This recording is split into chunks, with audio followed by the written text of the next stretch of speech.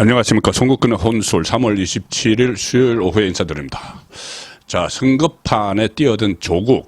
어제 오늘 하나 화제가 됐습니다. 본인들이 적극적으로 홍보를 하고 좌파나 일부 우파 매체도 정확히 이 내용 파악을 하지 않고 우파 패널들도 조국 돌풍이 일어나고 있는데 그 증거 중 하나로 어제 조국이 총선에 필요한 돈을 펀드 형식으로 모금을 했는데 뭐 순식간에 뭐 200억이 모였다. 뭐 54분인가요? 54분 만에 이 목표액 50억 원의 4배인 200억 원을 돌파를 하면서 조기 마감됐다. 그리고 뭐 열화와 같은 성원 속에 파란 불꽃 펀드가 모집 시작 54분 만에 완판됐다. 그리고 4배나 더 들어왔다. 조기 마감됐다. 조국 혁신단도 지금 난리법석이죠. 그리고 좌파 패널들도 조국 현상과 연결시키면서 이게 조국 현상이다. 이제 조국이 돌풍이 일어나고 있다. 아무것도 모르는 일부 우파 패널들도 그런 이야기를 하고 있는데 이거 눈속임입니다. 눈속임. 사기까지는 아니더라도 일종의 트릭이죠. 트릭. 왜 그런지 제가 설명을 드리겠습니다. 뭐 조국 돌풍 이런 게 아니고 자, 일단 펀드라는 것은 뭐 아시다시피 이게 돈이 그냥 주는 게 아닙니다. 주는 거는 뭐 후원금, 정치 후원금, 정당 후원금 이런 거 이제 각출해서 내는 그것이 이제 후원금이죠. 그것은 정말 순수한 열정에서 선거에 보태 쓰시라고 주는 게 이제 후원금 같은 건데 이거는 말 그대로 펀드, 일종의 투자입니다. 투자인데 이것도 투기에 가깝습니다. 자, 왜 그런가 제가 하나씩 설명을 드리죠. 조국 혁신당은 이렇게 어제 이야기를 했습니다. 민주 시민 여러분의 열화와 같은 성원 속에 파란불꽃 펀드가 모집 시작 54분 만에 목표액인 50억 원의 4배인 200억 원을 돌파하며 조기 마감됐다. 자, 그런데, 파란불꽃 펀드에 여기 낸 펀드의 가입자들은 이 원금, 그리고 이자를 총선이 끝난 뒤에 다 돌려받습니다. 선거 비용, 그럼 이 사람들은 조국 신당은 이걸 선거에 쓰죠. 선거에 씁니다. 그런데 비례대표인데 뭔 이렇게 돈을 많이 준비를 하는지, 뭐 인건비를 쓰든지 뭘 쓰든지 씁니다. 그러면은 최대 52억 원, 법정 선거 비용이 52억 원인데 52억 원 전액을 비례대표 정당은 52억 원을 전액을 돌려받을 수가 있습니다. 국고보조에서, 우리 세금에서. 자기는 이제 52억까지 막 쓰는 거죠. 이 펀드를 모금해서 52억까지 막 씁니다. 그리고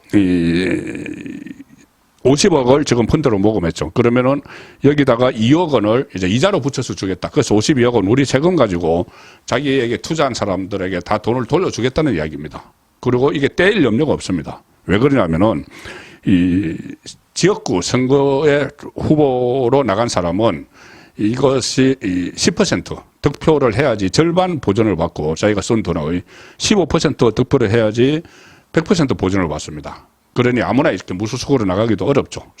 기탁금을 내고 선거 비용을 쓰고 보전을 못 받으니까. 그런데 비례대표는 불과 3%. 비례대표 후보들은 3%만 득표하면은 본인이 쓴 돈 다 우리 세금으로 돌려받습니다. 자기들이 쓴 돈. 그걸 돌려받으니까 지금 뭐 여기 지지율이 뭐 15% 이렇게 나오죠. 조국당이. 그러면은 뗄 염려가 전혀 없죠. 거기다가 자, 이제 한 2달 후에 선거 끝나고 이제 국고보조금 받아서 돌려줍니다. 이 조국에게 돈 낸 사람들에게. 돌려주는데 금리가 연 3.65%를 붙여줍니다. 3.65%. 그러면 2달이면은, 가령 예를 들어서 한 1,000만 원 여윳돈을 이 펀드에 넣었다. 그러면은 한 2달 만에 한 5만 원의 이자가 붙어서 옵니다. 5만 원의 이자가 붙어서 오죠. 1,000만 원. 자기가 여윳돈이 1억 정도 있으면은 50만 원의 여윳돈이 2달 만에 들어오죠. 1억이 있으면은. 자, 그리고, 이 떼일 염려도 없고, 그리고 보통 저축은행, 저축예금 금리, 거의 0% 되죠. 어떤 저축예금, 그러니까 우리 일반 계좌에 이제 돈 넣었다 뺐다 할 때, 그때 0%입니다. 거의 이자 안 붙습니다. 자, 그런데 그 안에 한 1,000만 원이 있으면은 이거를 이 조국에다가 집어넣으면은, 조국 펀드에 집어넣으면은 한 2달 있다가 5만 원 그대로 돌아오죠. 그리고 이 돈은 이 사람들이 쓴 52억 원은 조국이 당에서 다 쓰고 그걸 우리 국민 세금으로 국가에서 보존해 주는 겁니다. 자, 그런데 이걸 가지고 마치 큰 응원을 받고 한 것처럼 그렇게 이야기를 하는데 특히 이 조국당을 지지하는 사람들은 40, 50 쪽에 많죠. 40대, 50대. 자, 지금 20대는 지지율 제로입니다. 그 20대가 이렇게 천만원 넣을 돈도 없죠. 40, 50 정도 되면은 웬만한 사람은 또 조국을 지지하는 사람들이 강남 좌파라고 불리는 사람들이 많습니다. 이 사람들이 자기 돈 통장에는 한 1,000만 원 빼서 조국 응원한다 그러면서 넣어놓으면은 2달 있으면은 떼이지도 않고 그냥 돈이 들어오죠. 5만 원 붙었어. 자, 그런 이 상황인 겁니다. 그리고 이게 처음도 아니고 2012년에 문재인이 처음 시작했습니다. 2012년 대선에 출마한 문재인이 처음 담쟁이 펀드 이런 걸 만들었습니다. 그리고 처음에 담쟁이 펀드 시즌 1 해서 200억 원을 목표로 했죠. 그때 처음 시도한 겁니다. 문재인이. 그런데 이것도 200억 원이 모였습니다. 이제 56시간이 걸렸는데 200억 원 모였는데 그 다음에 또 좀 있다가 시즌 2 해서 또 100억 원을 모았는데 이것도 22시간 만에 완판이 됐습니다. 다 모았죠. 그러니까 조금 전에 말씀드린 대로 문재인이 거기 가서 선거 보전을 다 받으면은 비용 보전을 받으면은 결국 우리 국민 세금으로 다시 다 돌아가니까 떼일 염려도 없고 또 이자 붙여서 주고 하니까는 2012년에 벌써 그런 현상이 있었고 이게 2012년에 처음 시작을 해서 56시간 22시간 걸렸지만 문재인이 여기 재미를 붙여서 2017년에 또 문재인 펀드를 만들었습니다. 그때 100억 원을 목표로 했는데 자, 출시 40분 만에 조금 전에 54분 만에 했다고 그랬죠. 문재인도 출시 40분 만에 100억 원 다 달성해 버렸습니다. 이게 떼일 염려가 없고 돈이 또 이자가 붙어오고 또 지지하는 쪽에서는 자기가 이제 지지하는 이 마음도 쓰는 거고 그래서 이렇게 하는 겁니다. 이게 무슨 열화와 같은 그런 거 아닙니다.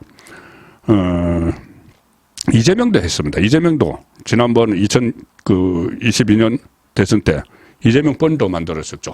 그때는 더 신속하게 자 350억 원을 90분 만에 모았습니다. 350억 원 90분 만에.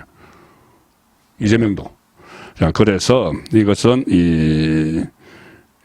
어떤 무슨 조국에 대해서 일부에서는 바람에 돌풍이 불어서 이 중도층까지도 조국 펀드에 열강을 돈을 보내면서 열강을 하고 있다 이렇게 하는데 전혀 그게 아니라는 것을 말씀을 드리겠습니다. 그냥 한 여윳돈 한 1,000만 원 넣어놓으면은 한 5만 원 정도 이자도 붙고 그리고 떼일 염려 없고 그리고 자기는 또 지지한다고 응원하는 것도 되고 그래서 이렇게 신속하게 돈이 모이는 것이지 자 50억 원만 모집한다고 하니까는 그 전에 사례가 있죠. 이재명 때 순식간에 90분 만에 350억 마감되고 문재인 때 또 40분 만에 100억 원 마감되고 하니까는 빨리 집어넣어야죠.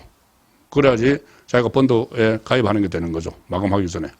그래서 이런 현상이 벌어진 것이지 이것을 마치 이 돌풍이 일어나는 것처럼 호들갑을 칠 문제는 아니다.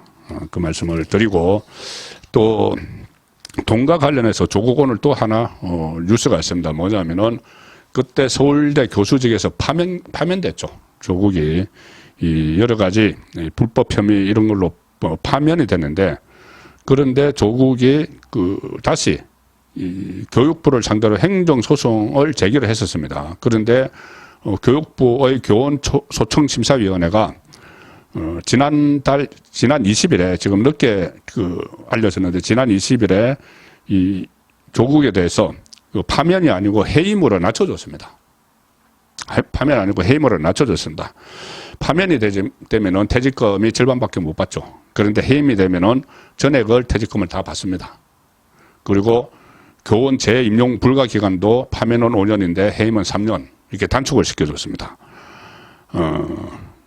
그리고 파면 처분이 유지됐으면 반액이 삭감됐는데 지금 해임 처분을 통해 조국은 문제없이 퇴직금, 퇴직수당 전액을 또 받아갑니다. 벌써부터 정부 안에서 정치인 조국 그걸 눈치 보는 것 아닌가 그런 생각까지 들 정도로 느닷없이 서울대에서 파면을 한 것을 해임 처분으로 낮춰주는 자, 이 일도 벌어졌고 또 하나, 조국하면은 여러 가지 돈과 관련된 논란들이 많죠. 웅동학원, 그때 뭐 교사 채용하는데 돈 받고 채용한 사모펀드, 처음에 조국 사태 출발할 때 사모펀드 이야기 있었죠. 사모펀드, 정경심, 뭐 영치검, 기록적 뭐 억대 영치검, 또 조국은 북콘서트 다니면서 돈 받고 영화 한다고, 영화 찍는다고 펀드 만들고, 조민은 유튜브 하면서 이 광고 장부를 해가지고 광고 잘못해서 경찰 수사받다가 검찰에 송치됐고, 자, 그런데 조국 당 안에서 또 순번 1번 비례대표가 조국 그 당에서 기호 1번을 받았는데 돈과 관련한 미스터리가 또 불거졌습니다. 누구냐? 지금 박은정 조국 혁신당 비례대표 1번이죠. 추미애 법무부에서 감찰 담당관 하면서 윤석열 검찰총장 찍어내기 했던. 그런데 그 남편도 당시에 친문 성향 검사장으로 윤석열 총장 감찰에 관여했던 사람 이종건 전 대검 형사부장이 작년 2월에 자기가 이제 그 제대로 대접을 못 받으니까 자천되니까는 검찰을 나와서 강남에 변호사 사무실을 냈는데 1년 만에 무려 재산이 1년 만에 41억 원이 늘어났습니다. 1년 만에 재산 41억 원 늘어났습니다. 이게 도대체 무슨 일인가?